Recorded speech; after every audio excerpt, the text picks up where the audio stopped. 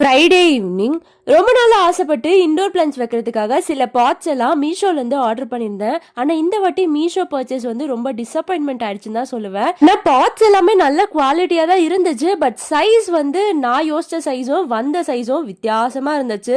நான் யோசிச்சது வந்து சின்ன சைஸாக கொஞ்சம் குட்டியாக அழகாக வந்து ஏதாச்சும் செட் பண்ணலான்னு பார்த்தேன். ஆனால் வந்தது என்னமோ அண்டா சைஸில்.